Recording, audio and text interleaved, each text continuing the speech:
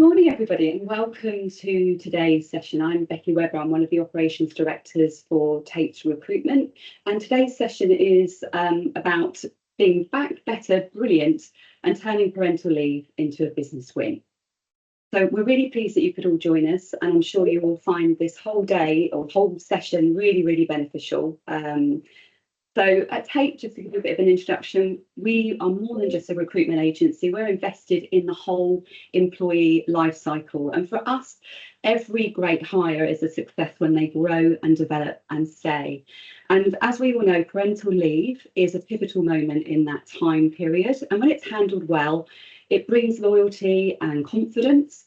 But we also know when it's handled poorly, it can leak capability, culture and cash. So I'm delighted to introduce you to Sophie Maunder, who is the founder of MATRI Coaching. A little bit of background on Sophie, but she will elaborate more very shortly. But after 2 decades in senior leadership, where she rose to CEO at the communications agency VCCP, Sophie retrains as an executive coach and built MATRI to support parents and organisations that want to retain them.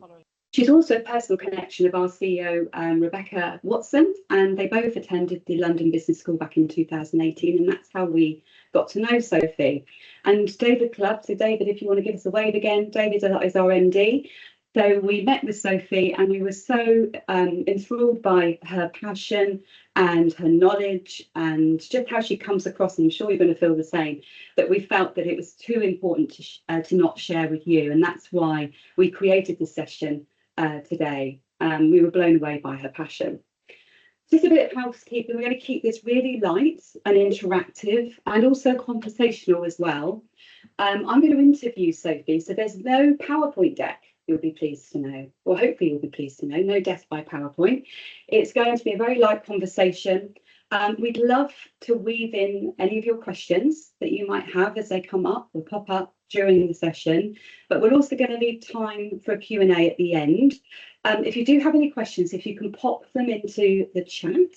And also Sophie's very happy to be interrupted as well. So if you do have anything that's really on your mind and you really want to say it because you for fear of forgetting it, raise your hand and obviously we will pause for a moment and then Sophie will be able to address your questions as well. There is a white paper we put together to follow this session, so it saves you writing down copious amounts of notes just to make it easier for you, which will forward to you after today. And also through the Q&A, you'll probably be sat there going, gosh, well, just show us a little bit more about Sophie's platform. We will get to that point, so just a signpost a little bit later into this morning's session, you'll get to see a bit more about what Sophie's put together. So let's get started. And so, Sophie, I'm just going to actually see if I can make you. In fact, actually, I think you can change your own settings to make Sophie the main person on the Good call. Lord, But, no need to do that. It'd be a frightening sight. I'm sure it wouldn't be. Could I just ask if you're not muted, if you kindly mute, just so that we don't get any distractions in the background. And like I say, just to repeat, if you can just raise your hand if you have a question or pop it into the chat. So Sophie, we've heard a little bit about your career, what I've shared very, very briefly just now. But how did your passion for supporting working mothers come about? Well, firstly, thank you very much for having me and your amazing intro. You guys have been just brilliant to work with. And I have to say, the irony is not lost on me that you're a recruitment agency looking to get companies to recruit people through you. And yet this is entirely about not having to recruit people and keeping your staff. So I just think that's a fantastic kind of look at this and absolutely the right lens, because I think more and more companies are beginning to really understand that this is such a pivotal transition, and that incredible lost talent and cost of re-recruitment, as well as all the other costs we know about losing a valuable talent, is so important. So thank you very much for spotting that and listening to me and inviting me on this. It's brilliant to see so many of you. Thank you for your time. So yeah, I mean, my journey was I didn't intend to set out. I didn't sort of start and go, well, I just want to be that. I had a brilliant career that I've loved in advertising and communication as a strategic planner, and then more latterly in the last sort of 10 years as CEO of various different aspects of that. But when I joined the agency, VCCP, 22 years ago, it was tiny. It was only 20 people, and now it's 1,500 people. And so when I joined, I was the first woman to, shock horror, go on maternity leave and come back. And my boss was like, well, it's been a great, you're a great loss, but good luck. And I was like, well, I am coming back. And he was like, oh, well, that would be wonderful. And of course, off I went and back I came. And it was like, you're back, brilliant, here, have a pitch, have 7 clients, off you go. And I did. And then I took my second maternity leave and came back again and asked for flexible working or 4 days a week. They were like, well, we don't do that here. We've never done that. First person in the company to ask for a 4-day week. How is it going to work at your level of seniority? We don't think it can. So I said, well, let me try and prove to you that it can. And sort of paved the way on that as well. But of course, all that time we were growing massively and very rapidly. And more women were coming back from maternity leave and kind of going, oh, in a service industry where you don't have a great deal of control over your diary and it's a really busy industry, how the hell do you cope? And they were sort of pointed in my direction as, well, go and ask Sophie. She's our most senior female. She's got 2 kids. She can tell you how it works. She seems to make it look swimmingly easy. And of course, I would be like, well, let's go for a coffee while you cry. I'll probably end up crying. But basically, I can tell you that most days behind the scenes of my life, it's a logistical, chaotic, anxiety-ridden, frankly, shit show. But I'm doing my best every day. I love my boys, and being a parent to 2 boys, I love my job and my industry and the work that I do and my colleagues. And I'm just trying to do both as best I can, and here's kind of what I've learned. And so I became a sort of the go-to mentor in the agency, slightly unwillingly, but thoroughly enjoyed it, and started giving panels and talks and writing articles. And then in COVID, the bit of the business that I had just launched, which was a customer experience agency just before COVID, obviously got completely kiboshed in COVID, and having furloughed and then made redundant 45 people, I kind of sat there and went, well, my role has sort of gone. What I really want to do with this bit of spare time by then I was a single mum as well, so I was homeschooling my 2 boys on my own, and I just thought, do you know what, I'm going to retrain as a coach while I'm stuck inside my house. And when I come back from that, to my job, I'm going to say, I don't really care what executive role you give me. I want 5% of my time to properly help women transition off on maternity leave and transition back, because I truly believe and understand how important that level of support and recognition and acknowledgement and better communication is in terms of keeping our staff. And I am sick of seeing brilliant, talented women that we really value, who wanted to keep their jobs, feel that they can't do it, because that's just a loss for everybody. It's a loss for the business. It's certainly a loss for them, and it's a loss, of course, for society, who then don't have these fantastic women transitioning up that leadership level and going up to take their rightful places as senior females in industry. So I just became a coach, and I was just doing sort of the standard, if anybody's doing coaching, which is great, which is 1 session before you go, 1 session before you come back, and 1 session after you come back. But then I realized that actually that's great, and it really helped our retention, but there is a better, more efficient, scalable way to actually build something much better that businesses can buy on behalf of their employees and help them in a much more comprehensive and affordable way. And that's the platform I built, which I know we're going to go on to show you later. But yeah, that's kind of a long answer to how on earth I ended up giving up my role to do this full time. What we love about that, though, I think, is the realness of it and the humility as well, Sophie. So thank you very much for sharing that. And taking the plunge to move from a corporate career to deliver this full time, that's a huge decision for anyone to make. How are you finding it? Terrifying, very exciting. I mean, I think I slightly fell into the sort of thing of, I love advertising, but I have sort of done it now, and I really, really want to do something I feel truly passionate that I can personally make a genuine difference. So I slightly fell into that really annoying midlife cliche, which suddenly became true for me, and I really wanted to do it. But I was also terrified. I'm 51, launching my own company at that age, on my own, without the support of an entire company and teams of people and HR companies and finance people and the rest of it, is terrifying. But it is enormously exciting, and I feel more alive and awake now than I have done, frankly, in a few years, to be honest with you. So yeah, I'm really enjoying it. It's very challenging, but it's very exciting. As everybody says to you, and it's annoying because again, it's a cliche, the highs are higher, the lows are lower. And what I find is when I have a really good meeting, I'm desperate to come out and tell somebody, and there's no one to tell. Or when I have a really bad, kind of like crushing that I don't get as far along with something as I want to, there's still no one to tell. But I have got a team of people I am working with, so that's not quite true anymore. But yeah, it's very different, very exciting, and definitely challenging. Well, if you follow Sophie on LinkedIn, you'll get to see some of her journey, because she shares an awful lot of her inspiring meetings that she's having in government and all sorts of different places. So do feel free. We'll share a contact page at the end so you can actually link in with Sophie and find out more about her journey. Very inspiring. So why do working parents, Sophie, find this transition so hard, do you think? Well, I don't think there's another sort of life event, and obviously there are big life events, death, divorce, etc. But I don't think there's one that's got so many facets of your life that are directly challenged, like physically, financially, logistically, emotionally, hormonally, that it sort of takes you, throws everything up in the air, and kind of changes everything all in one go for men and for women, but and for men in some ways, obviously not quite so much physically, but it is a hell of a journey to go on from working person to working parent. And of course, because of all those challenges and all those changes, it also involves a lot of women now take nearly a whole year off, a lot of them taking over a year off. It's actually fantastic, of course it is, but it's a really long time out of the business. And what I'm passionate about is standing in business shoes and looking at through the business lens. My passion is not about how to have a lovely maternity leave or can I help you breastfeed and how shall you find monkey music. No, that's not my bag. There's lots of people doing that. That's very important.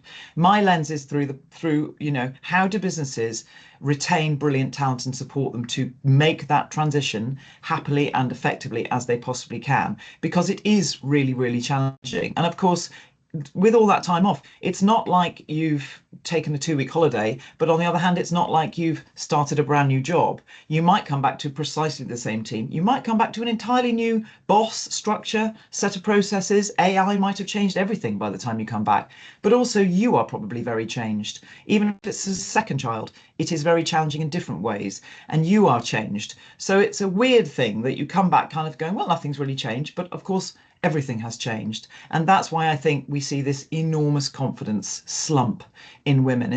All of that really ladders up to having your confidence knocked away at and coming back thinking, my God, can I do this now? I used to be this shape at work, stay as late as I wanted, work all hours, be there all the time. Now I just can't do that. And how is this going to work? Can I make it work? And what we see is that my research and plenty of other research backs it up. 27% of women either don't come back at all or leave within the first year, citing specifically the reason for that 27% that they wanted to come back, but they couldn't make it work. That's not women who didn't want to work for 5 years or take some time out or don't need to afford to. That is women who wanted to keep their jobs but didn't make it through because they weren't supported enough. And that is frankly a societal tragedy in my view. It's my mission to bring that number down. Yeah, and we can hear the passion. I remember, my children are all grown up now, but I've got 2 boys as well. And when I had my boys, there's 2 years between them. And the first mistake I made was probably having them so close together with 2 lots of nappies. That was a nightmare. But coming back to work, my goodness me, my confidence was shattered. And when you think of today's world where change is at such a pace, you mentioned AI, tech alone, what's going on outside of the 4 walls of a business that's impacting the internal walls of change within business. Not feeling like you're on top of everything when you come back must be such a prevalent thought when you're returning to work and affect that confidence. So even though mine was many years ago, I won't share how many years because that's a little bit scary, but it was some time ago. I so relate to that, and I'm sure many people on the call will feel the same way. What are the main pain points that you are addressing for companies? Well, this is what I said, like, it's a B2B proposition, not that people can't buy it directly if they want to, but it is a B2B proposition. And I think what I'm hearing so many companies say to me is, we want this to be a happy, effective transition but it is really hard for us to do this well because we feel a bit stuck in a rock and a hard place. We want to give flexibility, but we want to know that is reciprocated. We want to have conversations that are difficult about, well, when can you be available? What works for you? And yet we're not quite sure how to. We want to ask, how are you? Actually, but that also is a tricky conversations, and companies are saying we don't really know what to say when. We've got some managers who are brilliant, and from the moment a woman kind of goes, I'm terribly anxious and I'm worried to tell you I'm, expecting a baby, some managers go, fantastic, congratulations, how wonderful, and off you go. And then that is a great sign for the rest of it being, really positive. And some women don't have that experience. And it's like immediately they're on the back foot thinking, oh my God, that was a disaster. This is going to be really difficult. I'm feeling guilty already. And that guilt begins forever and ever. So businesses say to us that we want your help to be this kind of third party arbiter who can say, look, working from home days are usually Monday and Friday, for example. That's great. We want you to have that flexibility, but you're looking for a promotion, and there's this great opportunity we want to give you here to prove that you can have that promotion. By the way, that involves you being in the office on a Monday morning for the next 2 months, please. And what I want to sort of coach through the platform women to think about in advance is having the flexibility and the support and resilience built into their life so that they are able at that point to say, yes, for good notice, with good notice and for good reason, of course I will be there on a Monday morning at 9 a.m. In the office, not say, well, no, I can be at my desk for 9 a.m. at home, but it's my working from home day and I do drop off, so I can't. Now, obviously, for some people, that is not logistically easy to manage. And as a single parent myself, I can appreciate there are places where that is not possible. That was my world. But where it is possible, I'm trying to suggest you need to build in the resilience so you can do your job and give back that flexibility to companies that you are asking of them as well. And, every woman comes back from maternity leave somewhere on a spectrum from I loved maternity leave and of course I love my child to the ends of the earth, but get me the hell back to work. I can't wait. Let's go. Give me a promotion. I'm on it. Right the way through to women going, I'm still exhausted, breastfeeding. I've got a baby up all night. I'm totally anxious about coming back to work. I don't feel I can cope. And I really can't remember how I ever even used to use a brain. And unless you tell your company where you are, they can't know. You don't know before you go on maternity leave. So how on earth are they supposed to know? And the real problem with that is if you're at this end, but they treat you like that, women are going, well, that's it. I knew I'd be passed over and totally ignored. They totally think I don't have any ambition anymore and I'm fed up. But if you are more down here and they treat you like this, women go, oh, I can't cope. I'm out. And so I really sort of trying to help women understand that the more they communicate where they are, what support they need, the better this will work for everybody. But those aren't easy conversations for businesses to have. And that's why it can be really helpful to have a kind of third party that can play that role and just smooth out those difficult moments and that transition. We know it takes women on average between 3 and 6 months after coming back to kind of go, I've sort of got this now. I think I can make this work. That's the danger zone. If you lose them, then you lose them and they're out. And then they really struggle to get back in later on the line down somewhere else. And that's what we've got to avoid. Sorry, I'm talking a lot. As you know, I'm very passionate. No, it's all good. And I love you make it so clear because you talk about like that spectrum from one end to the other. And there is a real disconnect, isn't there, between the communications very often where we're, as employers, we're treading on eggshells. Yes. Because we're worried about saying the wrong thing. And sometimes when we try too hard, we end up saying the wrong thing. And it simply can be more of a trusted, open dialogue that needs to happen where it's reciprocal, both sides. And I can see why there is a benefit with, as you say, a third party. Yeah, because of course in the middle. Yeah, and the other side of that person is the person who's feeling very anxious and lacking confidence. So the last thing they feel like doing is going, well, this is what I need.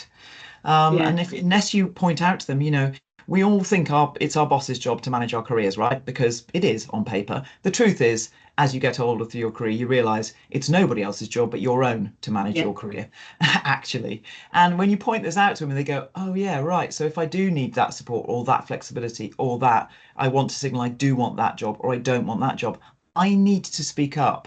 And that is especially important in that moment of vulnerability and lack of confidence that we often see women sitting in that moment before they come back to work. Yeah. And we understand that because of the fear of being judged. and being seen as someone that's not going to be willing, or whatever, say the wrong, I don't know, but there is that sort of those misconceptions there, isn't there, and those stereotypical sort of beliefs. So moving that on actually to myths. So what's one myth about working mothers or parental leave that you'd love to bust? Well, I think it's the really obvious, simple one, and it leads straight on from that, which is most women I coach, by far the majority, by far on the platform, tell us they loved their jobs. They've poured, a decade or longer into their role and into their ambition and into their career, and they're passionate about their sector and their business. And that hasn't dimmed and it hasn't changed. It might be challenged, and it might now have to run alongside the fact that they do have actual, real logistical childcare responsibilities that they have to be present for. But it doesn't change the fact that they still want to maintain their ambition and that level of career advancement. And I think, of course, there's this natural thing where you kind of go, well, yeah, but now you leave at 5 o'clock every day. So we've sort of jumped to the conclusion that you're not very interested anymore in your career. And it's just sort of like, no, I leave at 5 o'clock every day, you see, because the nursery shuts at 6. And if I don't get there by 1 minute past 6, they charge me 40 quid, and I have to get home for my child, who I also want to see and take home in the evening. And so just an acceptance of the realities of childcare responsibility can sit alongside an undimmed career, passion. It is that's a misnomer. I think some women say, look, at the moment I'm just coping. I just want to actually have a couple of years where I do maybe slightly do less or take a step back. That's fine, and that should be within your gift. Again, communicate it. But as I say to everybody on the platform, parenting is a really long game, stroke forever. And careers are a really long game too. It doesn't all have to happen now, but if you don't manage it and communicate it, it will get managed for you, because people will assume where you are in your career if you're having to make adjustments or compromises for your actual logistics. If you don't communicate, no, I'm still very invested in my career, but I do have to leave at 5:30 today. Yeah, absolutely. So that's a good sort of segue into my next question, which is about how leaders can create a culture that supports all types of families, not just traditional ones. So how can they do that? How can they sort of create that environment, that psychological safety?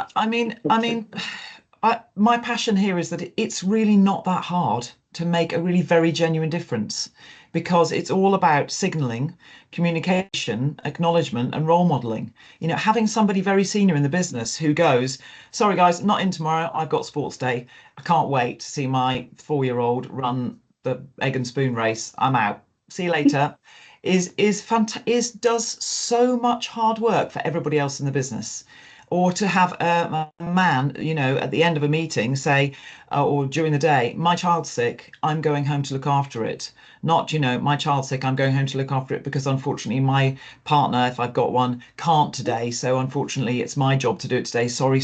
And aren't I a hero? And where's my medal for stepping up? No. This is parenting out. This is equal parenting. Just to acknowledge that you are going to do a normal thing that you have to do, but you will be back on line later, and this is how you're going to make adjustments for what you have had to leave, and how you're going to do that is an enormous signal for everybody else in the business. So if businesses want to make a difference, find somebody senior, male and female, who can lead that through role modeling and acknowledgement, and ask, how are you really, how is your child? We don't all want to hear every single detail about how your children are every single day, but we do want to acknowledge the fact that you have got those responsibilities, and that's where you're going and what you're doing. Yeah, absolutely. There was one thing you said actually when we did a pre-run of this session with the staff, and you said about daddy daycare. I thought that was fantastic. I'm going to ask you to say it because it was so powerful. Well, I just, this was years ago when I was a single mum. So there was only me who had to leave every single day at 5:30 to go and get my boys. And I was sat in this meeting, and this guy sort of said, literally said that. He said, look, so sorry, everybody. I'm so sorry falling out.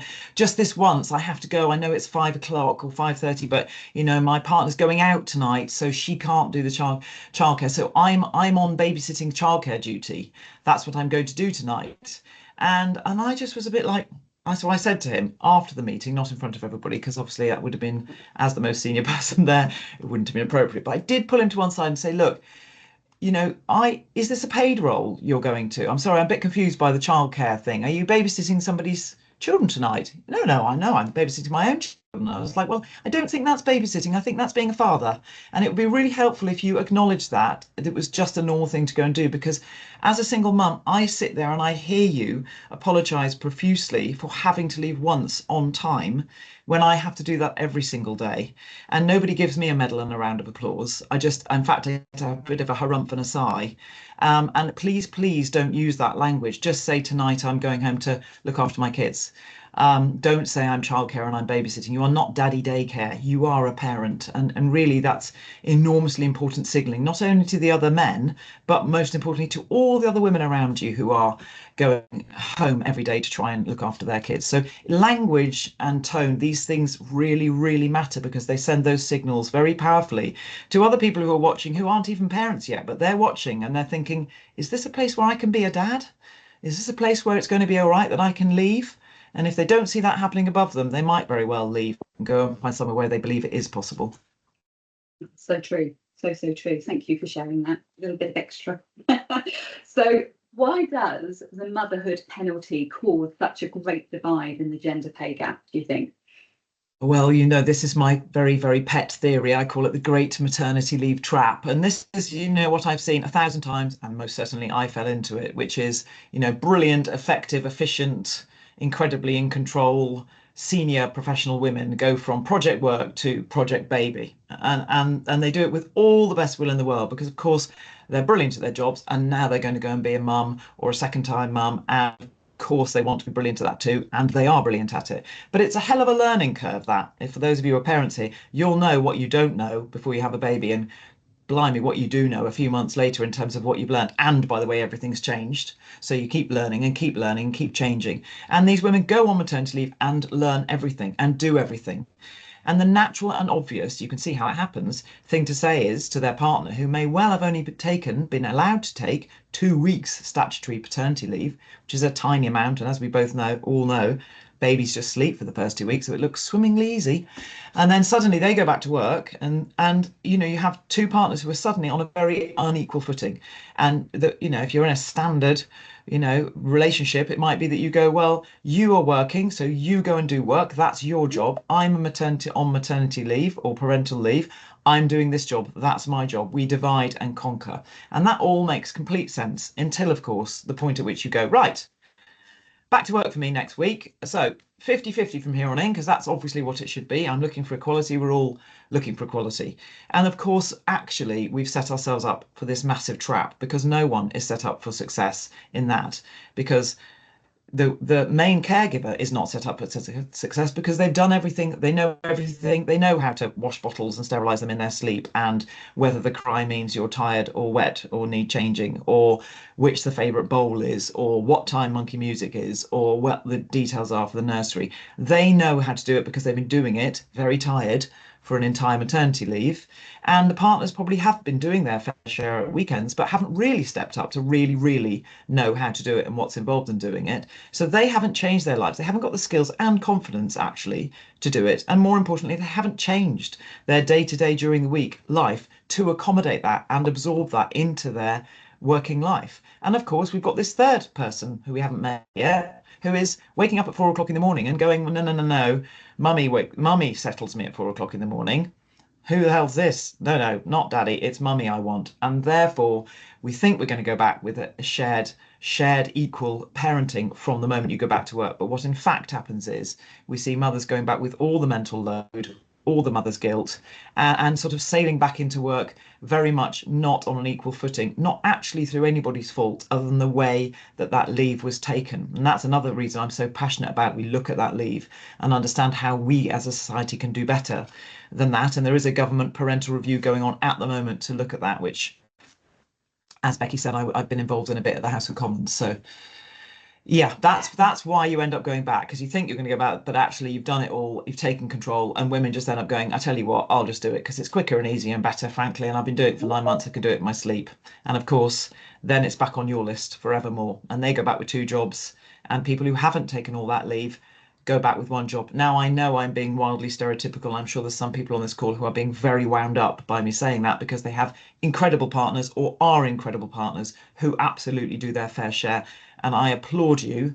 But unfortunately, it is still a minority in all the coaching and the companies and people I see. I remember those days well. Oh my goodness me, you're bringing back memories for sure. Really, really tough going back to work and trying to split it 50-50 for sure. What policies or practices have you seen that truly move the needle on gender equity for parents then? Yeah, because as we said, the motherhood penalty, your point, 80% of it, the gender pay gap goes from being a very close 1.3% at age 30 in the UK to a whopping chasm of 9.1% at age 40. And what age is the first time average mum in the UK? 30. And 80% of that, as you said, is we know it's the motherhood penalty. And that's the point at which women go, well, I took the maternity leave, I took the baby, I had the baby, I took the whole leave. Now I'm coming back and I'm flexing my career to absorb all that requirement and change and compromise and logistics.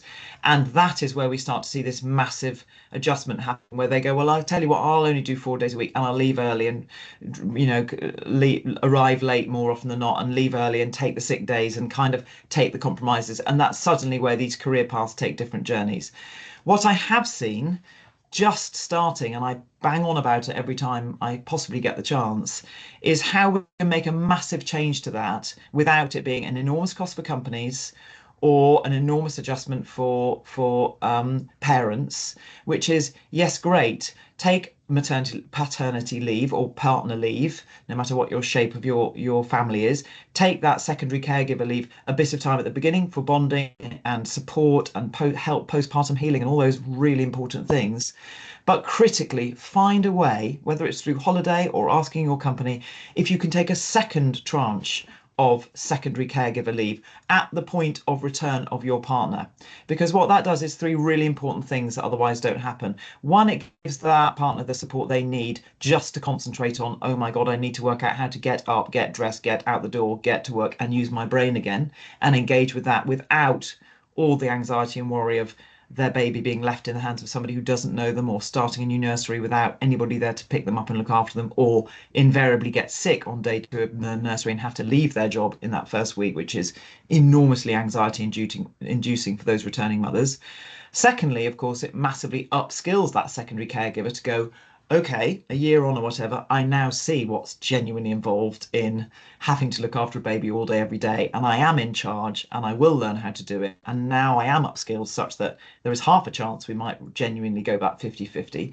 But the third and most important thing that this can do is it opens up a fresh conversation for that secondary caregiver with their work again, where basically they go, well, look, I know my partner who you've got no interest in is going back to work for a company who you have no allegiance or interest in, and that was a year ago. You gave him my card and my 2 weeks off and say, congratulations, you're a father now or a secondary caregiver now.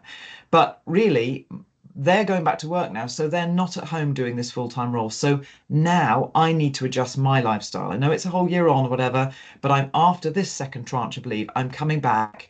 And you need to understand that what I really need to make this work with my partner as a little family unit now is that I need to leave on time on Tuesdays and Thursdays and be available for pickups when required and sick days, etc., etc. And otherwise, that conversation just doesn't happen in the UK because men are just not used to having to have that conversation. Companies are not used to having to accommodate it, and there just isn't a natural pause with which to do it. So that is a small change, I think relatively small, and cheap for everybody to be able to absorb and accommodate, which can make an enormous societal and cultural adjustment. Yeah. It sounds so simple as well, doesn't it, to do when now you've just explained it. It's fantastic. Before we're going to hop onto the platform shortly, but I've got one more question, if that's okay, before we do.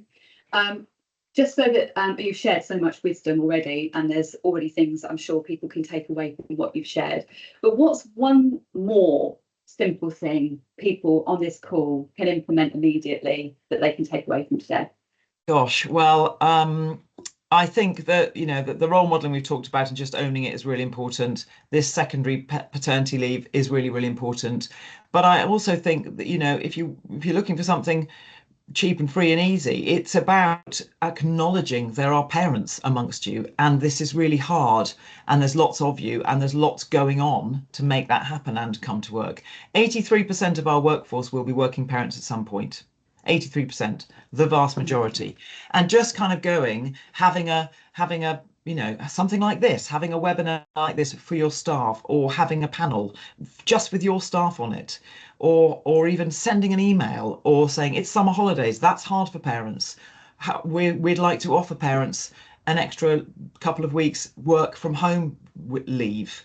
Just acknowledging it does an enormous amount of hard work for you culturally, and those things are genuinely free to do.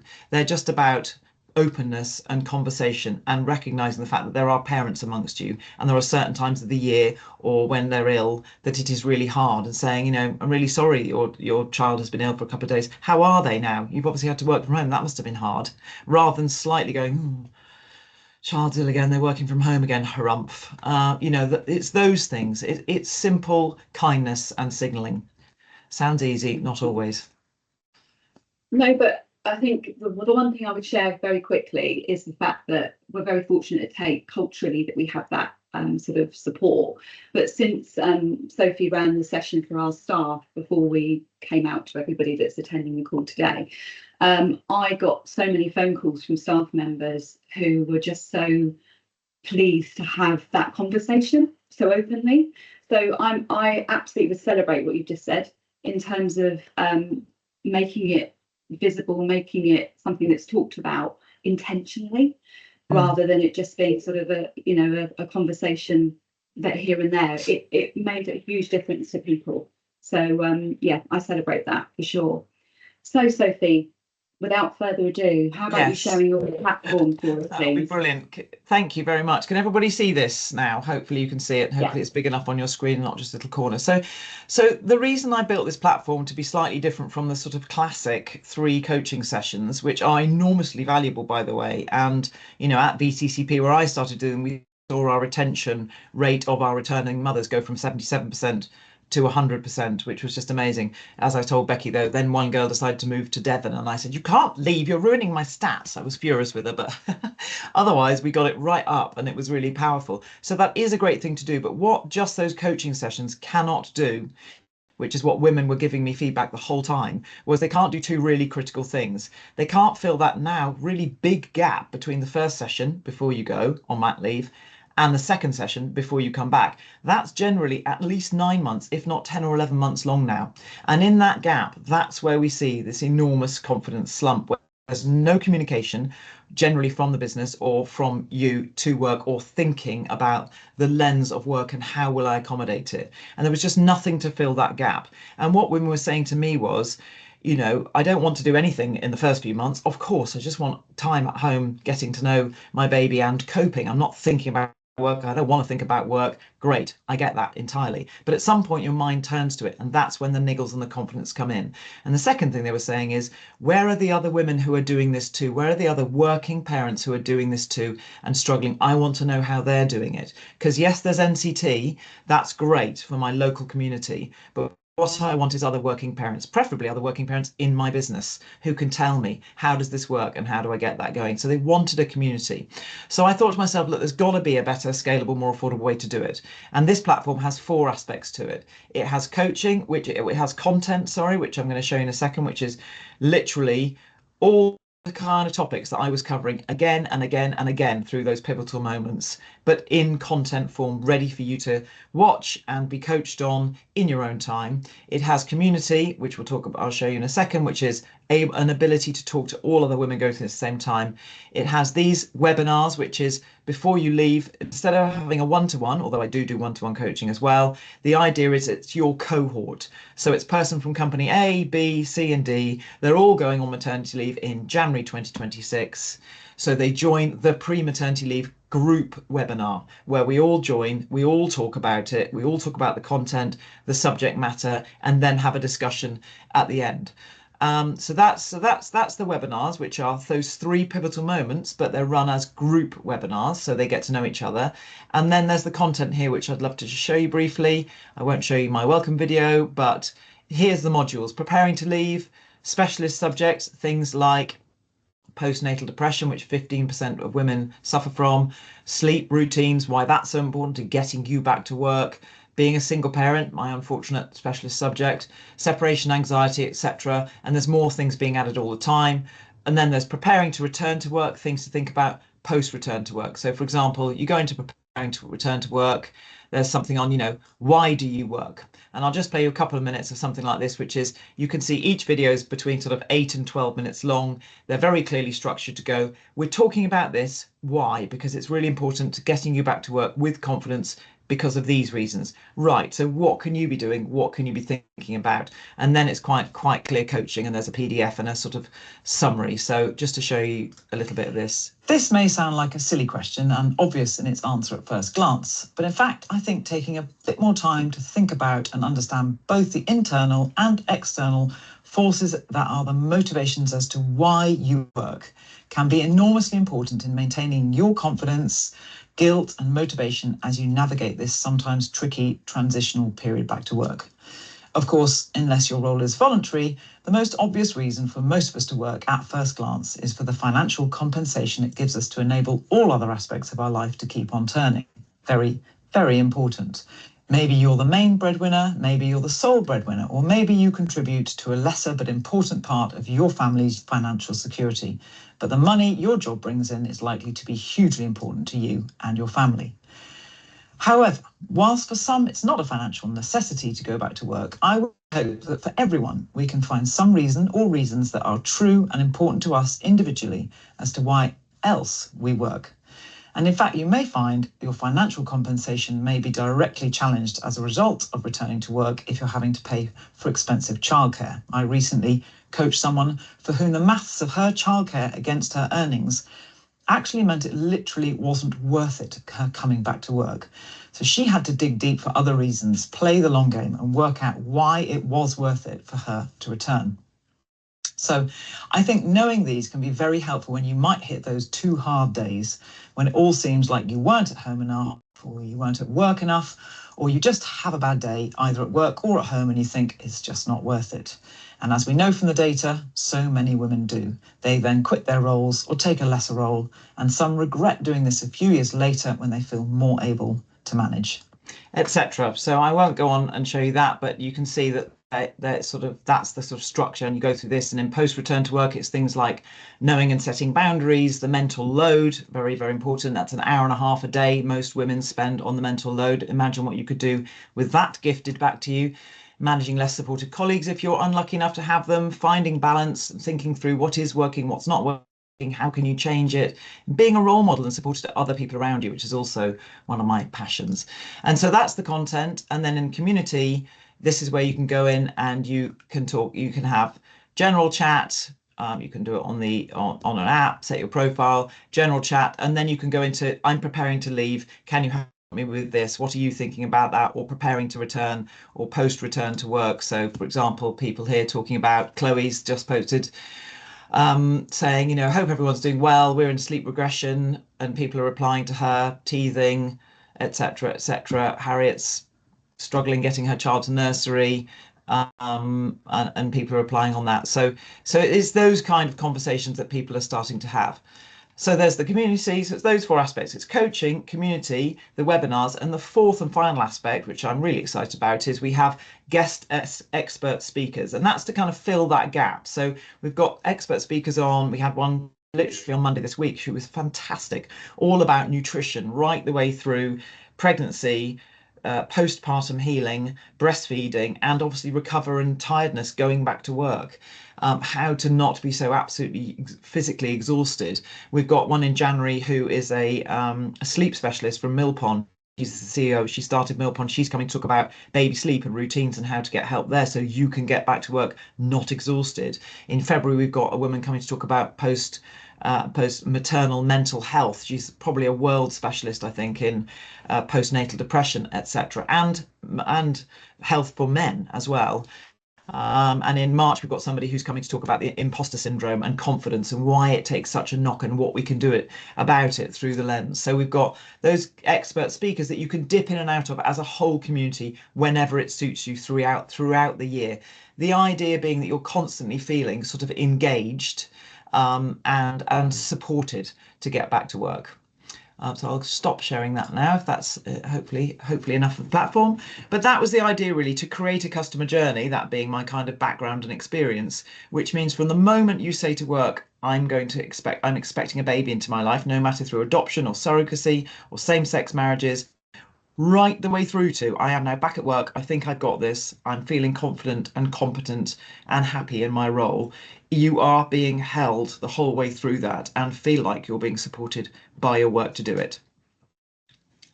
That was brilliant, Sophie. Thank you for sharing that. And it kind of ties everything, or brings everything together. So what we're going to do now is just move on to the Q&A. I'm just going to stop sharing at this point.